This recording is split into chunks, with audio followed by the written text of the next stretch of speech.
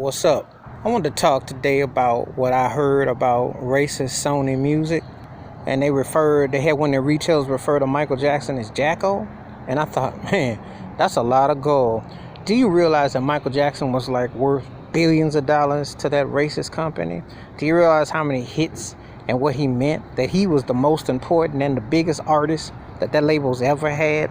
That you can black, white, no matter what you're talking about as far as an artist, he represented that label at the highest form of success, creativity, and he was, come on now. How you gonna sit there and call a black man out his name, his name was Michael Jackson. It wasn't Jacko. It wasn't all this.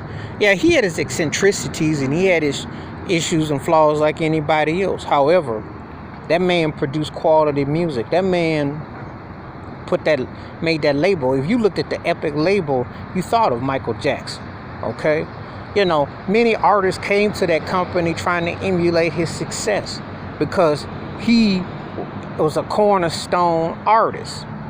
He spoke out back in 2002 about Sony being phony and racist, and spoke out about racist Tommy Mottola. And some people shunned it off and laughed and whatnot. What they fail to realize is this: Michael Jackson was a board member there. He had those catalogs with the Beatles. He had catalog on the Sony artists. So anytime somebody was Sony, I don't care if you Beyonce, Eminem, Babyface, you go down the line, he had some stock in your behind. Michael Jackson was a shrewd, strong businessman, black businessman, for your FYI.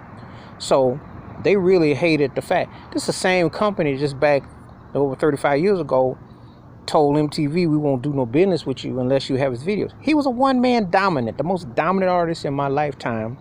And how you gonna flip some 30-something years later and act like, that all of a sudden we're gonna call him out his name and refer to him as Jacko, and act like his contributions didn't change the course of popular music, and that artists that are brought here aren't influenced and inspired, and that he didn't bring in billions. I didn't say millions. I didn't say hundreds of thousands. I said billions. Michael Jackson was a $1 billion industry. Okay? That's the pro.